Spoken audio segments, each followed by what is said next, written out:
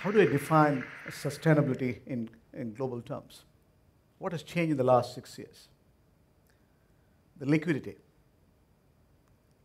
The financial crisis, which started as a liquidity crisis, has moved into a funding crisis. Funding crisis has become a sovereign crisis. Sovereign crisis has become a solvency issue today.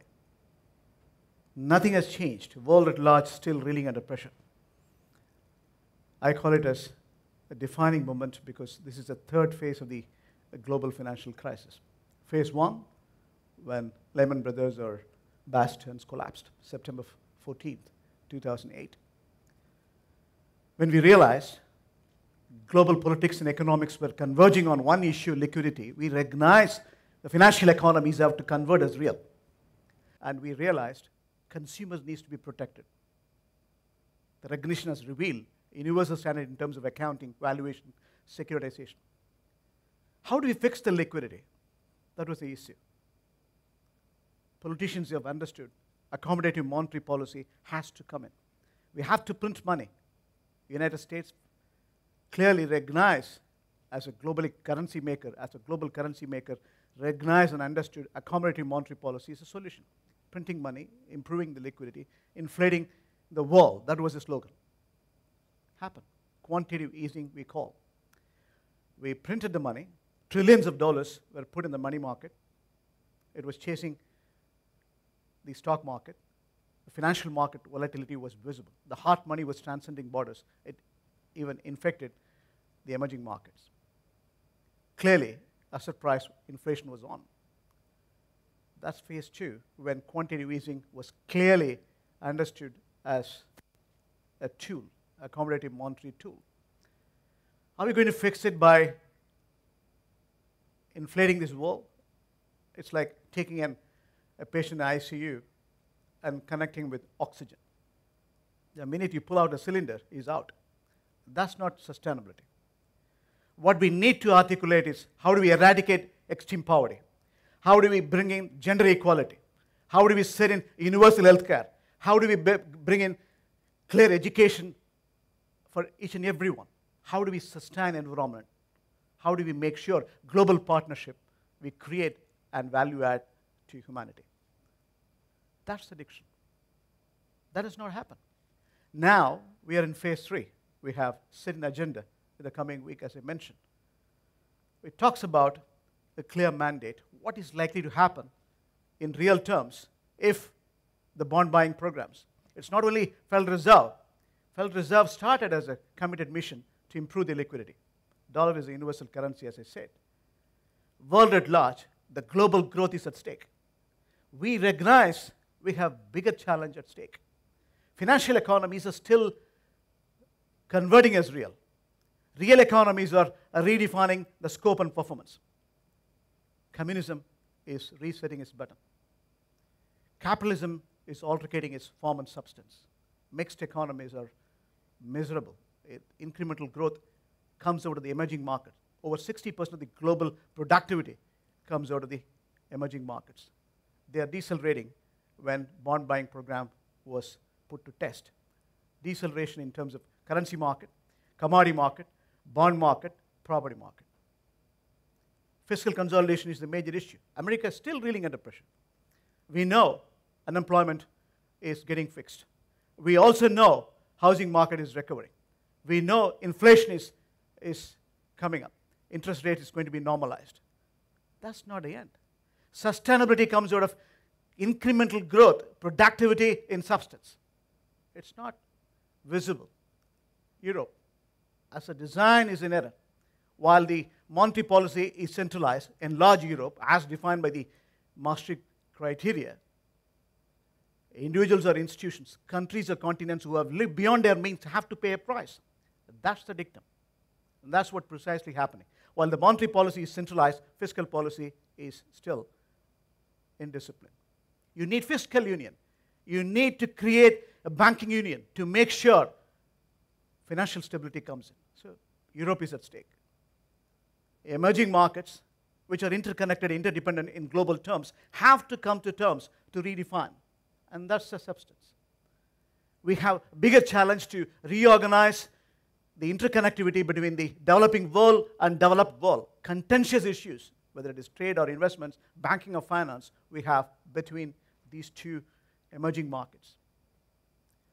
Emerging power in terms of incremental growth, developed economies as political vibes, has clear telling story for us to bridge the gap. In the process, we have seen financial markets are nothing but gambling grounds. Nothing but gambling grounds. When you weaken the currency, that's what precisely happened when you print money.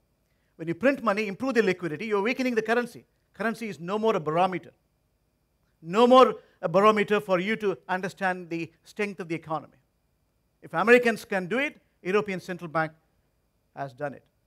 If Europe can do it, United Kingdom can do it.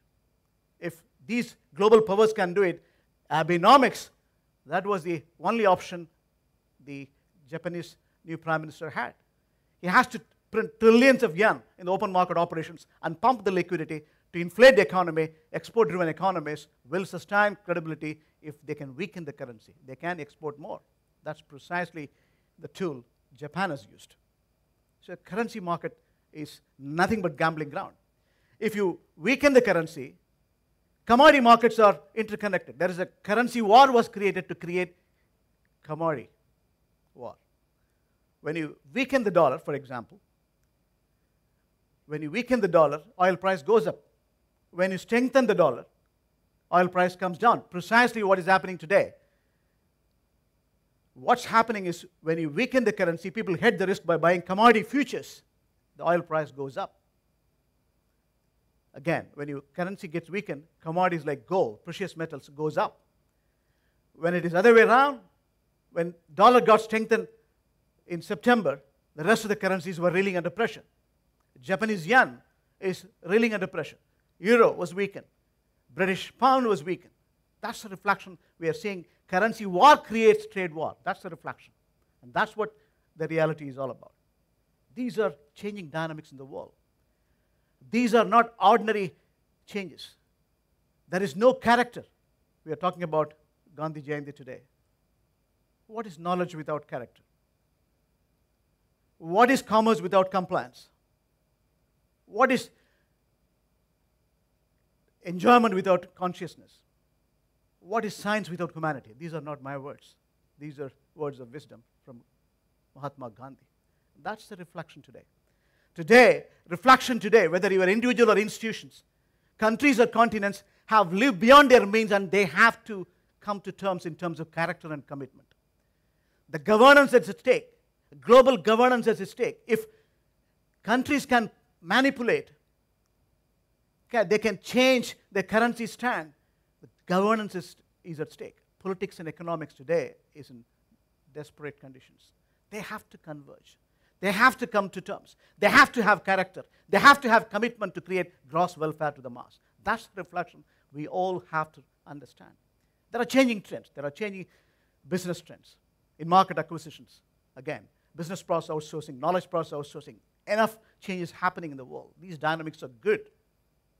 These changes are measurable, manageable, controllable. We need to accept these changes. We need to adopt ourselves with the changing dynamics in our own business model.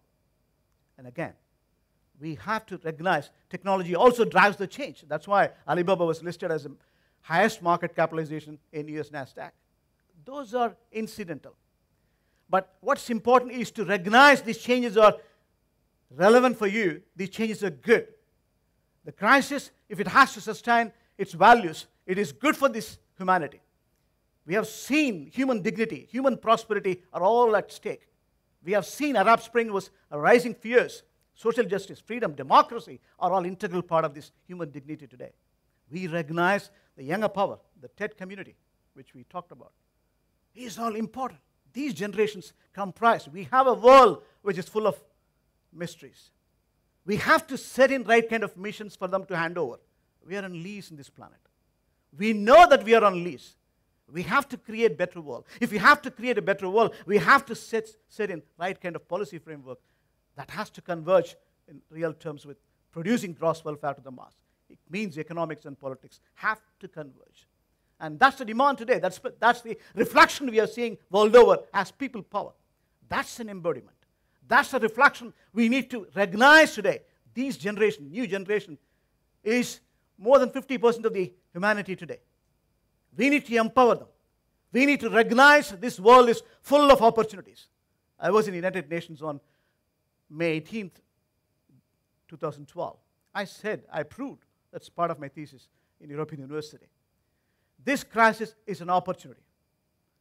Because empowering the new generation, ensuring food security, ensuring alleviation of poverty, ensuring we have global warming and environment sustainability has to be measured and managed and controlled is not an option. The children are prosperous. They have a better futures. We need to bring in the sustainability by bringing value systems which are enduring for generations to come. That's the mission. That's the committed vision. That's what the recognition we all have to have in our mind and discipline. Look at the increasing weather condition. Look at the increasing temperature, increasing sea levels, animal extinction. Sustainability will not come unless you create better environment. We have seen in Gonu, in the name of Gonu, in Oman, rising sea levels, destroyed complete. My friend and the principal of this great institution, we were in Oman. We know how beautiful it was, completely destroyed on account of the rising sea levels. It took billions of dollars to reorganize and get back on track. That's the reflection we have seen in this very part of the world. What are we ensuring for our future generation? What are we making sure that they are going to be well off than us? They have to be. It means we have to work together. We have to create a society which is full of enduring values. That's what Mahatma Gandhi did. A good society is comprised of good people. A good person alone can be creating good society. A group of good society can create a good nation. A group of good nations can create good United Nations. That's what the reflection in the changing world. These changing dynamics will not have any values. Our future generation will not be well off unless we recognize we are the change. That's what Mahatma Gandhi said. It's not my word. You are the change. You are the driver. Self-realization is you, within you. Integration of your heart and mind. Recognizing you have to integrate and answer yourself. Committing yourself for better values. Values and visions are not indifferent. They are an integral part of your sustainable as human form. That form will have reflection on your daily commitment and principle-centered values and administration for you as an individual. Only if you recognize this has to be a change. There has to be a change. This change has to come from within. It means you have a commitment from now on. I was telling my kid, I'm 55, assuming that I'm going to live for another 20 years. I have 7,000 and odd days. 7,000 and odd days multiplied by 24. Calculate the number of hours. I have to rest myself minimum 8 hours. Discount it. And I have to give to society a significant portion of it. Look at it. What is left out in real terms? The available opportunity for us to add value to this planet is measurable, manageable. That's what we all have to engage. That's what the commitment we all have to make when it comes to value creations. And that's what the committed purpose for which we are all here. Clearly we know we are perishable. We are not immortal. We know sustainable world is nothing but creating these value streams and ensuring partnership comes in. Creating values is not an individual effort alone. But disciplining yourself and you become the change is ultimate for you to drive the values. If you change, others change. Your reflection is there in your positive vibes and cultures and vision and executions. That's what everyone is going to endure. That's what everyone is going to recognize from now on. Look at the food security world over. Current population of the global map is 6.8 billion. By 2050, I may not be in this planet, it is going to be 9.1 billion. The incremental productivity required in terms of food is more than 70% taking the current base. How are you going to generate? Where is the source? Where is the water? Where is the food security in real substance? Who is going to do it? Who is going to make sure the children and grandchildren are going to be well off? It's we, now, today. That's the reflection. That's what the commitment we all have to endure in our substance and substantive compliance. You as an individual, we as a society, we have to bring these value systems. And that's what is going to make sure, more than us, our children are going to be well off. And that's what your dream is all about. The purpose of being human is to recognize that we create a better world and we pass out with substance and create enduring values for generations to come. That's what sustainability, whether you're a politician, or you're a professor, whether you're a banker, that's what sustainability is all about. Ensuring principle-centered values to make sure we eradicate extreme poverty again. We make sure we bring in gender equality. Women participation in governance comes in.